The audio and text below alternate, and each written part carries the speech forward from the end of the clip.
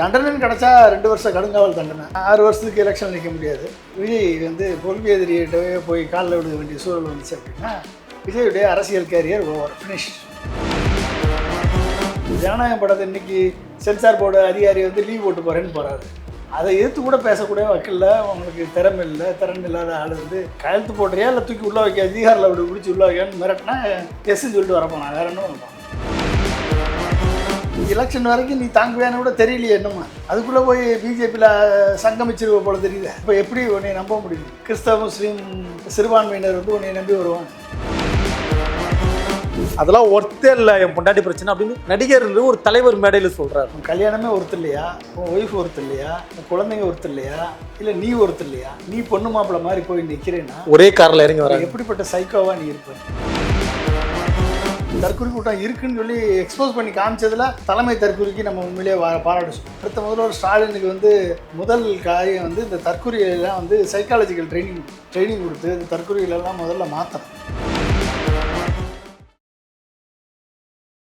தமிழகத்தின் பல எம்பி எம்எல்ஏக்களின் வெற்றிக்கு வித்திட்ட கிங் 360 தேர்தல் வியூக சாப்ட்வேர் 2026 புதிய வாக்காளர்களின் அப்டேட் விவரங்களுடன் உங்கள் தொகுதியில் உங்கள் வெற்றிக்கு வித்திடுகிறது. உங்கள் வாக்காளர்கள் தொகுதி, பூத், ஆண், பெண், வயது என பல வகைகளில் ஒரே நொடியில் உங்கள் விரல் நுனியில் bulk WhatsApp, bulk voice call, viral தேர்தல் பிரச்சாரங்கள், ட்ரெண்டிங் செய்திகள் என கிங் 360 தேர்தல் வியூக பணிகள் குறித்த விவரங்களுக்கு உடனடியாக இணைந்திடுங்கள். உலக தமிழர்களுக்கு வணக்கம். இது கிங் டிவி. இன்றைய நிகழ்வில் நம்மோடு அரசியல் விமர்சகர், அறிவியல் செயற்பாட்டாளர் திரு பொன்ராஜ் அவர்கள் நிகழ்வு இணைகிறார்கள். சார் வணக்கம். சார் வணக்கம். தாவேகா தலைவர் விஜய்க்கு சிபிஐ சம்மன். தாவேகா சார்பில் நேர்காணல் திட்டமிடுறாங்க. சம்மனும் வந்திருக்கு சிபிஐல இருந்து. என்ன நடந்துட்டு இருக்கு, என்ன முயற்சி பண்றாங்க சிபிஐ விஜய் வச்சு? கூட்டணி தான், வேற என்ன. சிபிஐ மூலமா கூட்டணி பேச்சுவார்த்தைக்கு கூப்பிடுறாங்க. சரி சரி. பெர்செப்ஷனில் வந்து திரு மு க ஸ்டாலின் வந்து 50% மேலே கட்சிகள், கூட்டணி கட்சிகளை சேர்த்து ஒரு 50% மேலே ஓட்டு இருக்குன்னு பெர்செப்ஷனில் ஜெயிச்சிட்டாரு திமுக. கூட்டணி வந்து பெர்செப்ஷனில் ஜெயிச்சாச்சு, பெர்செப்ஷன் வாரல. ஓ ஓகே, சரி சரி. இப்போ இதை எப்படி இப்போ வந்து ஏடிஎம்கே என்டிஏ கூட்டணி வந்து பெர்செப்ஷன் வாரல தோற்று போச்சு. அவங்களால வந்து அந்த இம்ப்ரெஷனை கிரியேட் பண்ண முடியல. அப்போ என்ன ஆகுன்னா விஜயை கொண்டாந்தா தான் முடியுன்ற லெவலுக்கு இன்றைக்கி வந்து பேச்சுவார்த்தை நடந்துட்டு இருக்கதா கேள்விப்படுறோம். உண்மையாக தெரியாது. பவன் கல்யாண் மூலமாக பேச்சுவார்த்தை நடத்துறதாகவும் 60 சீட்டு 70 சீட்டு கேட்கறதாகவும். யார் கேட்குறாரு? விஜய் கேட்குறாரு. 70 சீட்டு கேட்கறதாகவும், சீஃப் மினிஸ்டர் கேண்டிடேட் அவர் தான் அப்படின்றத சொல்றதாகவும் பேச்சுவார்த்தை நடந்துட்டு. அப்போ எடப்பாடிக்கு என்ன வேலை? எடப்பாடி கொடுப்பாரலன்னு நமக்கு தெரியாது. ஓகே. ஸோ இதை முடிவு பண்ணுறதுக்காக தான் சிபிஐ மூலமாக சமன் அனுப்பி கூப்பிட்டுருக்காங்க. உண்மையாகவே தோழர், ஊடகங்களில் படிக்கக்கூடிய செய்திகளை பார்க்கக்கூடிய மக்கள் பலரும் நினைக்கிறது சிபிஐல அழைச்சி என்னதான் சார் பண்ணுவாங்கன்னு கேட்குறாங்க. என்ன பண்ணுவாங்க? விசாரணை பண்ணுவாங்க. விஜய் கூப்பிட்டு என்ன பண்ணுவாங்க? சிபிஐ இது வரைக்கும் எதுக்கு யூஸ் பண்ணாங்க? சிபிஐ, இடி, ஐடி இதெல்லாம் எதுக்கு யூஸ் பண்ணுறாங்க? மோடி கவர்மெண்ட் வந்து எதிர்கட்சிகளை பணிய வைக்கிறதுக்கும், எதிர்கட்சிகளை மிரட்டுறதுக்கும், எலக்ட்ரல் பாண்டில் பணம் வாங்குறதுக்கும், எதிர்கட்சிகளை பிரிக்கிறதுக்கும் இதுக்கு தானே யூஸ் பண்ணுறாங்க. அது சரி. அப்போ கரூர் வழக்கில் 2 முறை விசாரணை முடிஞ்சு போச்சுன்னு சொன்னாங்க. சரி. இப்போ திரும்பி கூப்பிட்ருக்காங்க அப்படின்னா வந்து இந்த நேரத்தில் பேச்சுவார்த்தை நடந்துகிட்ருக்கு, அதை ஃபைனலைஸ் பண்ணுறதுக்காக கூப்பிட்ருக்கலாம். தெரில நம்மளுக்கு. அப்படி ஒரு வேளை போனால் விஜய் வந்து கொள்கை எதிரிகிட்டவே போய் காலில் விட வேண்டிய சூழல் வந்துச்சு அப்படின்னா விஜயுடைய அரசியல் கேரியர் ஓவர், ஃபினிஷ். கொள்கை எதிரிக்கிட்ட காலில் விழுந்தா. ஆமாம். அப்புறம் என்ன, இப்போ போனால் அப்புறம் என்ன இருக்குது? கொள்கை எதிரிகிட்ட போய் கூட்டணி வச்சா, திமுகவை தோற்கடிக்கிறதுக்காக கூட்டணி வச்சா மக்களே இப்படி ஓட்டு போடுவாங்க. ரசிகர்கள் என்ன பண்ணுவாங்க? ரசிகர்கள் ஓட்டு போடுவாங்க. எப்போ எங்கே இருந்தாலும் ஓட்டு போடுவான். எங்கே இருந்தாலும் விஜய்க்கு ஓட்டு போடுவான் ரசிகர்கள். அவர்களுக்கு என்ன இருக்குது? அது வந்து ரசிகர்கள் ஓட்டை வச்சுட்டு எப்படி ஜெயிக்க முடியும்? ரசிகர்கள் ஓட்டு, ரசிகருடைய அப்பா அம்மா அண்ணன் தங்கச்சி ஓட்டு எல்லாம் சேர்த்தா 20 லட்சம் ஓட்டு வரும். 5% வரும். 5% வச்சு எப்படி ஜெயிப்பீங்க? பொதுமக்கள் ஓட்டு வேணும்ல. பொதுமக்கள் ஓட்டு வேணும், தலித் ஓட்டு வேணும், எஸ்சி எஸ்டி ஓட்டு வேணும், மைனாரிட்டிஸ் ஓட்டு வேணும், பொதுமக்களது ஓட்டு வேணும், ம், அனைத்து ஜாதியினர்கிட்ட ஓட்டு வரணும். ம். இதெல்லாம் வந்தால் தானே ஒரு சீஃப் மினிஸ்டர் கேண்டிடேட் ஆக முடியும். அப்படி உண்மையாவே விஜய அழைச்சி சிபிஐல மிரட்டிலாம் பணி வைக்க முடியுமா? விஜய பணி வைக்க முடியுமா? விஜய் என்னங்க பண்ணி வைக்கிறது? நீங்கள் வேற மோடியவே ட்ரம்ப் கூப்பிட்டு ஃபோன் பண்ணி கழுத்து போடியான கழுத்து போட வச்சிட்டாரு. சரி. ஓ, ஒரு அதிகாரம் இன்னொரு அதிகாரத்தை பண்ணி வைக்கிறேன். விஜய் ஒரு ஆப்டால் ஒரு சுஜிப்பிங்க. ஜனநாயகம் தன் படத்துக்கு இழைக்கப்பட்ட அநீதியத்தை கொடுக்கக்கூடாத மண்ணுடி பாம்பு நீங்கள் எப்படிங்க? ஆமாம், அப்புறம் என்ன? ஜனநாயகம் படத்தை இன்னைக்கு சென்சார் போர்டு அதிகாரி வந்து லீவ் போட்டு போகிறேன்னு போகிறாரு. அதை எதிர்த்து கூட பேசக்கூடிய வக்கில்ல, உங்களுக்கு திறமை இல்லாத ஆள் வந்து என்னங்க கையெழுத்து போடுறியா இல்லை தூக்கி உள்ளே வைக்க அதிகாரில் அப்படி பிடிச்சி உள்ளே வைக்கன்னு மிரட்டினா எஸ்ன்னு சொல்லிட்டு வரப்போனா வேறு என்ன பண்ணுவான்? நாளைக்கு நீ செல்லி வர விசாரணை கூட்டணிக்கு ஒத்துக்கிறியா இல்லை தீகாருக்கு போறியா? ரெண்டே கேள்வி தான். ரெண்டே கேள்வி. தீகாருக்கு போகிறேன்னா தீகாருக்கு போ. உன் மேலே சார்ஜ் ஷீட் ஃபைல் பண்ணுறான், தீகாரை பிடிச்சி போடுறோம். கேஜ்ரிவாலை பிடிச்சி உள்ளே போட்டு மணிஷ் சிசோடியா 540 நாள் உள்ளே வச்சு கேஜ்ரிவாலை எலெக்ஷன் அரெஸ்ட் பண்ண மோடிக்கு விஜயெல்லாம் சுச்சிப்பீங்க. தூக்கி பிடிச்சி உள்ளே போட்டால் சோழி முடிஞ்சா? இப்போ ஆதவர்ஜன் அதுக்கு தானே கொண்டு போய் சேர்த்து கோர்த்து விட்ருக்காப்புல. ஓ, ஆ, நம்ம பேசிடுறோம். விஜய் வந்து கேஸில் உள்ளே போயிட்டா ஆதவர்ஜனை வச்சு கட்சியை நடத்திட்டு போயிடலாம்ல. ஓ, மேனிப்புலேட் பண்ணிட்டு போகலாம்ல. பெரிய சதி இல்லை? ஆமாம், சதி தான். வேற என்ன இருக்குது? பயங்கரமான சதியாக இருக்கு. ஆமாம், அதாவது ஏங்க ஒரு தரமற்ற தலைவன், தகுதியற்ற தலைவன், வாழ்க்கைக்கு முன்னுதாரணம் இல்லாத ஒரு தலைவன். நான் வந்து சினிமா நடிகர் என்ற ஒரு ஸ்தானத்தை மட்டும் வச்சுக்கிட்டு தன்னை சுற்றி வரக்கூடிய ரசிகர் கூட்டத்தை வச்சுக்கிட்டு ஓட்டுல ஜெயிச்சிடலாம், கட்சியெல்லாம் காலி பண்ணிடலாம், நம்ம சீஃப் மினிஸ்டர் கனவுல கண்டு போய் ஆட்டி வைக்கிறதுக்கு மோடிக்கெல்லாம் என்ன நேரம் பிடிக்கும்? இப்போ பொதுவாகவே ஊடகங்கள்ல சார் பலரும் சொல்றது விஜய் கிட்ட சிறுபான்மையினருடைய வாக்கு வங்கி இருக்கு, கிறிஸ்தவர்கள் விஜய நம்புறாங்க அப்படின்லாம் சொல்றாங்க இல்லையா? முதல்ல அது உண்மையா? ஒருவேளை அப்படி நம்பினால் கூட என்டிஏல போய் சேர்ற பட்சத்துல என்னவாகும்? முதல்ல இது உண்மையா? அது உண்மையா?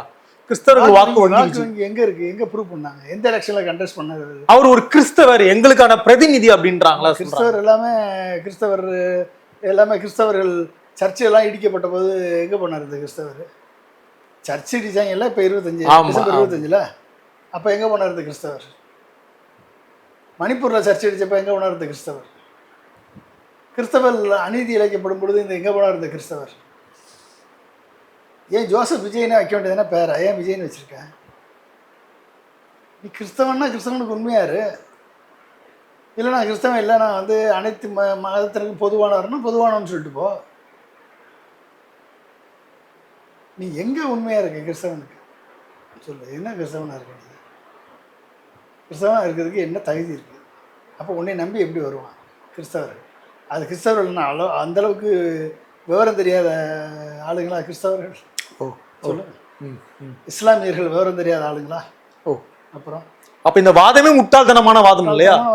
எங்க நீ நிரூபிச்சது காமி, ஏதாவது எவிடன்ஸ் காமி. எதுவுமே இல்லை. கண்டெஸ்ட் பண்ணியா? விக்ரவாண்டி எலெக்ஷனில் கண்டெஸ்ட் பண்ணியா? பார்லிமெண்ட் எலெக்ஷனில் கண்டெஸ்ட் பண்ணியா? இப்போ தான் கண்டெஸ்ட் பண்ண போற. எனக்கு எலெக்ஷன் வரைக்கும் நீ தாங்குவியான்னு கூட தெரியலையே என்னமா. ஓ, எலெக்ஷனில் கண்டெஸ்ட் பண்ண போறியான்னு தெரியலையே, 234 போட போறியான்னு தெரியலையே. அதுக்குள்ளே போய் பிஜேபியில் சங்கமிச்சிருவ போல தெரியுது பார்த்தா. அப்போ எப்படி உன்னை நம்ப முடியும்? நம்பி கிறிஸ்தவ முஸ்லீம் சிறுபான்மையினர் வந்து உன்னை நம்பி வருவாங்க. இப்போ சிபிஐ கிரெடிபிலிட்டி இருக்கு உனக்கு? கிரெடிபிலிட்டி என்ன இருக்கு? இப்போ சிபிஐ விசாரணைக்குள்ள விஜய் அந்த அறைக்குள்ள போயிடுறாரு. உளவியலா என்ன நடக்கும் அந்த அறையில்? என்னெல்லாம் பண்ணுவாங்க சார்? நிறைய பேர் நிறையா சொல்றாங்க. என்னதான் பண்ணுவாங்க அப்படி விஜய் அறையுள்ள போயிடணும்? என்ன அதிகாரிகள் விசாரணை பண்ணுவாங்க. அவங்களுக்கு கிடைச்ச தகவல்களை வச்சுக்கிட்டு விசாரணை பண்ணுவாங்க. இவருக்கு கிடைச்ச தகவலை வச்சு சொல்லணும். வேற என்ன இருக்கு? சில பேர் நாற்காலி கூட தரமாட்டாங்கன்றாங்க.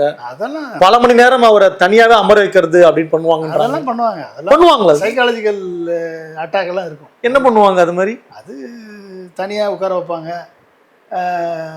திடீர்னு சம்மந்தம்லாம் ஒரு கேள்வி கேட்பாங்க, அதுக்கப்புறம் இன்னொரு கேள்வி கேட்பாங்க. இதுக்கு என்ன பதில் வருதுன்னு சொல்லி மாற்றி வருதா இல்லை வருதான்னு பார்ப்பாங்க. ஸோ இதெல்லாம் வந்து சிபிஐ உள்ளுக்க மனசுக்குள்ளே என்ன இருக்குது, சொல்கிறது உண்மைதானா அப்படின்னு பார்ப்பாங்க. நீ அன்னைக்கு செத்தது 41 பேர் செத்தது உன்னை பார்க்க தான் செத்தாங்க. ஆமாம். இல்லை செந்தில் பாலாஜி பார்க்க செத்தாங்களா? ம் ம் அதையே ஏற்றுக்கொள்ள முடியாத மனப்பக்குவத்தில் நீ இருக்க. நீ எப்படி ஒரு ஒரு தலைவனாக இருக்க முடியும்? வந்து தண்டனைன்னு கிடச்சா 2 வருஷம் கடுங்காவல் தண்டனை உறுதி. 2 ஆண்டு தண்டனை கொடுத்தா 2 ஆண்டு கொடுத்தா வந்து 2 வருஷம் கடுங்காவல் தண்டனை. 6 வருஷத்துக்கு எலெக்ஷன் நிற்க முடியாது. அது வந்து மேக்ஸிமம் பாசிபிலிட்டி இருக்குது. ஓ இதில் இருக்குது. அதுக்கான ஃப்ரேம் பண்ணணும். இல்லை அவங்க பிஜேபியினுடைய அசைன்மெண்ட் ஒத்துக்கிட்டாருன்னா ஃப்ரீயாக விட்டுருவாங்க. அவ்வளோதான். அப்போ இந்த நீதி அறம் அதெல்லாம் என்னது நீதி அறம் இதை எப்படி நம்புறது? அதெல்லாம் நீதி எங்கங்க? நீதி சிபிஐ நீதி எங்க? பிஜேபி ஆட்சியில் நீதியெல்லாம் கிடையாது. வல்லவன் வைத்ததே சட்டம், அவ்வளோதான். நீதி எங்கே போயிருக்கு? நீதிக்கு எங்கே வேலை இருக்குது? குற்றம் செய்தவனே குற்றச்சாட்டுக்கு உள்ளாகக்கூடிய விசாரிக்கிற இடத்துல அப்புறம் எப்படி இருக்கும்? இந்த கசாப்பு கடையில் கருணை எதிர்பார்ப்பதுன்னு ஒரு வசனம் வரும் பராசக்தி கிட்ட. அப்படி எதிர்பார்ப்பீங்க? ஒருவேளை இந்த மாதிரி ஒரு பிள்ளைப்பூச்சியை போய் என்ன பண்ண முடியும்? ஜனநாயகன் படத்துக்கே எதிர்த்து குரல் கொடுக்க முடியாத பிள்ளைப்பூச்சியை வச்சுக்கிட்டு நீங்கள் என்ன? ஆனால் ரொம்ப பில்டப்பா ஆதோ மாதிரியா நாட்கள்ல விஜய ஆதர்ச நாயகனா புரட்சி நாயகனெல்லாம் காட்டுறாங்க சார். குடும்பத்தை விட்டுட்டு வந்துட்டார் விஜய் அப்படின்லாம் பேசுறாங்க. எனக்கு குடும்பத்தை தெருவில் விட்டார். தலையெழுத்து. நம்ம இந்த பர்சனலா பேசக்கூடாது நினைச்சாலும் நீங்க விட மாட்டீங்க. ஆனா அதை சொல்றாங்க மேடையில வந்து அவரு அதெல்லாம் ஒர்த்தே இல்லைன்றாரு. என் மனைவி பிரச்சனையை பத்தி இப்ப அதெல்லாம் ஒர்த்தே இல்லை என் பொண்டாட்டி பிரச்சனை அப்படின்னு ஒரு தலைவர் நடிகர் ஒரு தலைவர் மேடையில சொல்றாரு. இப்போ எந்த அளவுக்கு திறந்தாழ்ந்த ஒரு ஆளா வந்து இந்த விஜய் இருப்பாருன்னு பார்த்தேன். மனைவி ஒருத்தர் மனைவி லவ் பண்ணி கல்யாணம் பண்ண ரசிகை, 2 குழந்தைக்கு தாய், இலங்கை குழந்தைக்கு 2 பேருக்கு தாய். அந்த தாயை வந்து நீ ஒருத்தே இல்லைன்னு சொன்னீங்கன்னா, உன் கல்யாணமே ஒருத்தர் இல்லையா? உன் ஒய்ஃப் ஒருத்தர் இல்லையா? உன் குழந்தைங்க ஒருத்தர் இல்லையா? இல்லை நீ ஒருத்தர் இல்லையா? யார் ஒருத்தர்? நீ என்ன மாதிரியான ஒரு லீடர்ஷிப்பை வந்து உன்னை ஃபாலோ பண்ணக்கூடிய அந்த ரசிகர்களுக்கு காமிக்கிற? ஒவ்வொரு வீட்லேயும் விஜய் இருப்பார், விஜய் இருப்பார்னு சொல்கிறீங்களா? நீங்கள் உன்னை மாதிரி ஒரு தருதலையை போய் ஒவ்வொரு வீட்லேயும் வளர்த்தா என்ன ஆகும்? அந்த வீடு என்ன ஆகும்? நீ என்ன மெசேஜ் கொடுக்குற? உன் ஒய்ஃபு கோர்ட்டுக்கு போயிருக்காங்க, ஒரு நடிகையோடு இருக்குன்னு ரொம்ப டீசெண்டாக பேரை சொல்லாமல் நடிகையோடு இருக்குன்னு சொல்லி போயிருக்காங்க. எந்த அளவுக்கு அந்த பொண்ணு டீசெண்டாக நடந்திருக்கு? ஆமாம். நீ என்னவா நடந்திருக்க? அடுத்த வாரமே வந்து அதே நடிகையை கூட்டிகிட்டு கல்யாண மாப்பிள்ளை கல்யாண பொண்ணு ட்ரெஸ்ஸில் வண்டி சேலை, பட்டு சட்டை, பட்டு வேஷ்டி கட்டிக்கிட்டு நீ பொண்ணு மாப்பிள்ளை மாதிரி போய் நிற்கிறேன்னா ஒரே காரில் இறங்கி வர எப்படிப்பட்ட சைக்கோவா நீ இருப்ப? நீ சைக்கோ தான் இல்லையா? சைக்கோ தானே. நீ அப்போ யாருக்கு மெசேஜ் கொடுக்குற? நான் இப்படி தாண்டா இருப்பேன், நான் வாழ்க்கையில் வந்து நான் வந்து ஒய்ஃப் இருக்கும்போது இன்னொரு நடிகையோட நான் இருப்பேன்.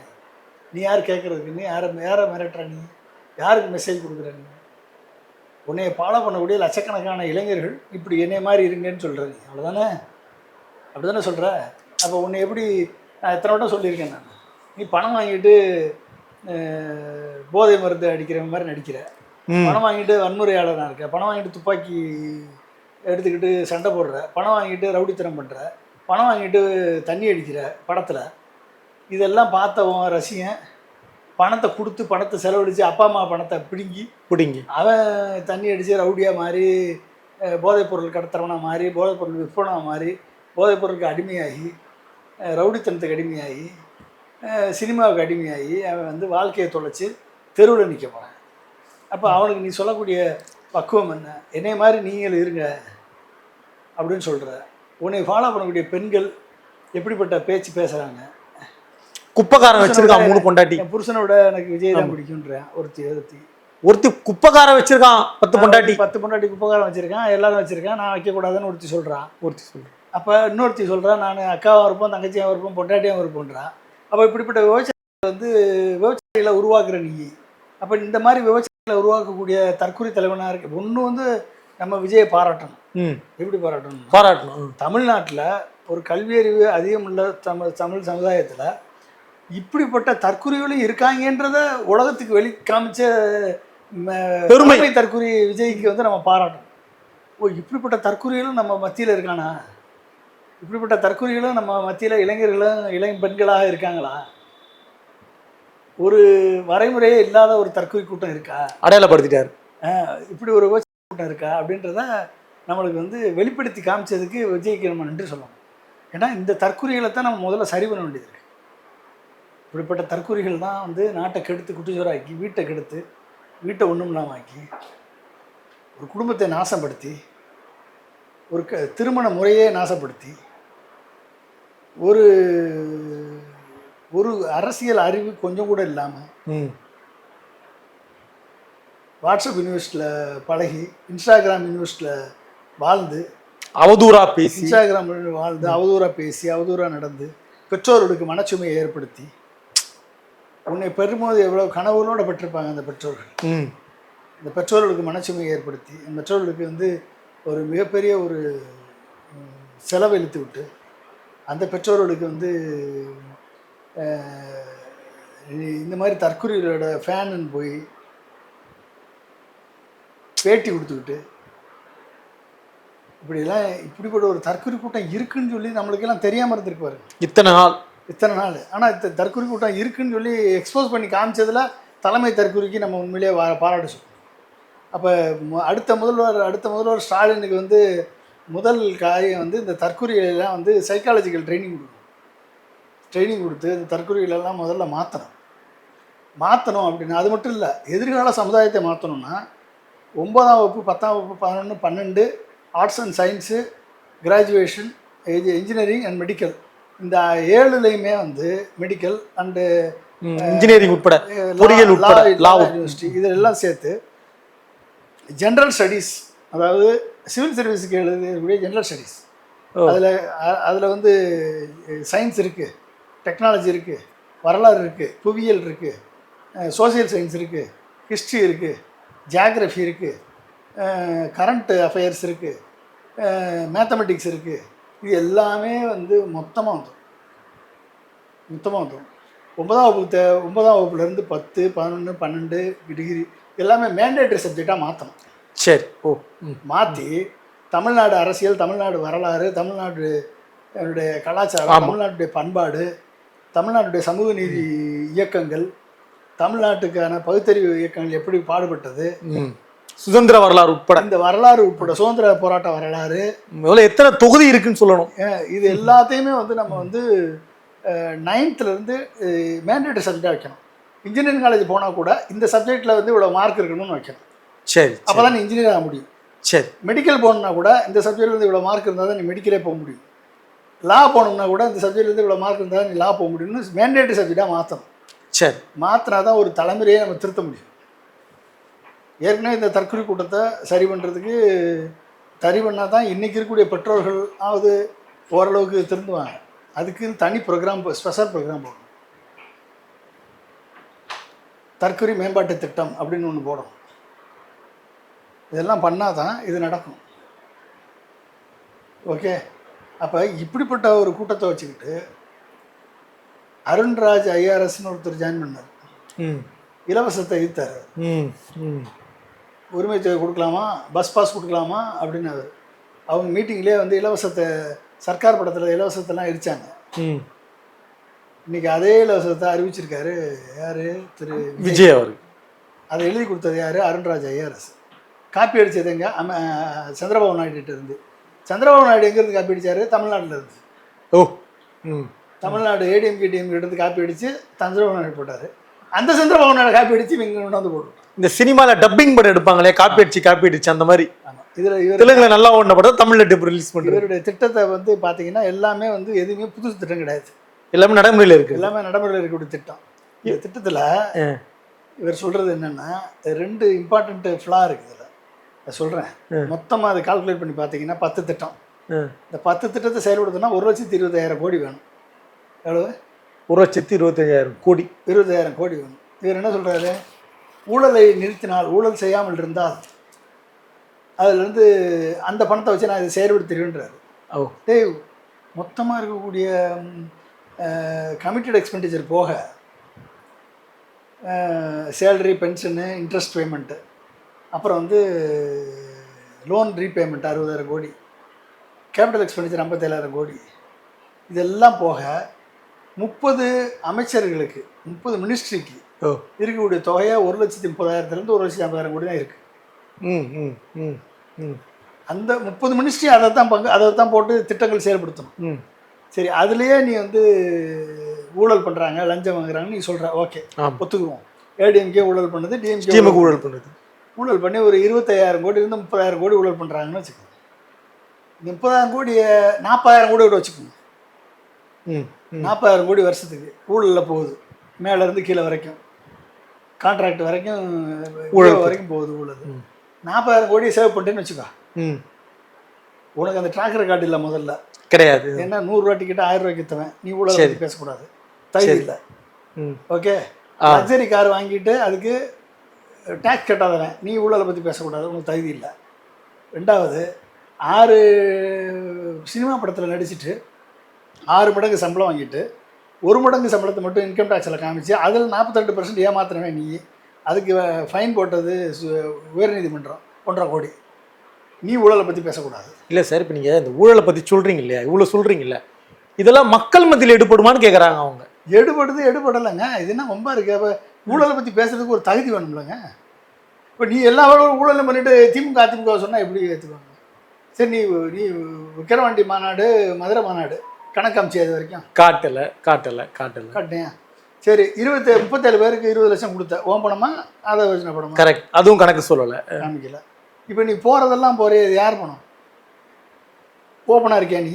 வெளிப்படையாக இருக்கியா? கேஜ்ரிவால் மாதிரி இங்கேருந்து எனக்கு பணம் வந்துச்சு, கேஜ்ரிவால் லிஸ்ட்டு போட்டு கொடுத்துருக்காப்ல இவருக்கு, எங்கே இருந்தெல்லாம் பணம் வந்துச்சுன்னு கேஜ்ரிவாலே பிடிச்சி உள்ளே போட்டாங்க. நீ ஏமாத்திரம்.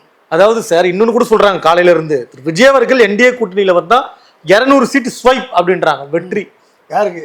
அதிமுக என்டிஏ கூட்டணிக்கு 200 சீட்டு ஸ்வைப் டிஎம் கேட்குதாங்க.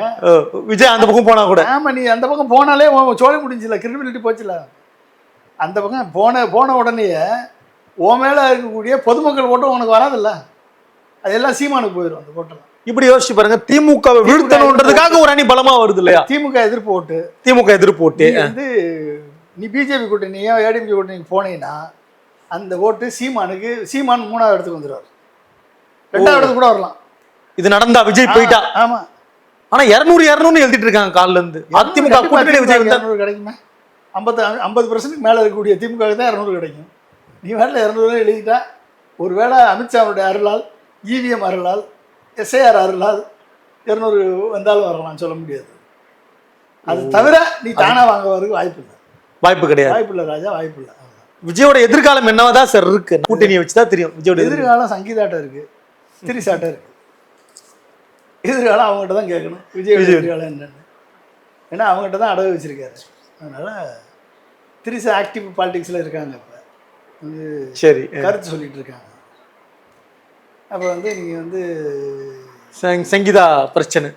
ஆமாம், அப்போ விஜயோட எதிர்காலம் திரிசா கிட்ட இருக்கு. நன்றி சார், நன்றி. தமிழகத்தின் பல எம்பி எம்எல்ஏக்களின் வெற்றிக்கு வித்திட்ட கிங் 360 தேர்தல் வியூக சாப்ட்வேர் 2026 புதிய வாக்காளர்களின் அப்டேட் விவரங்களுடன் உங்கள் தொகுதியில் உங்கள் வெற்றிக்கு வித்திடுகிறது.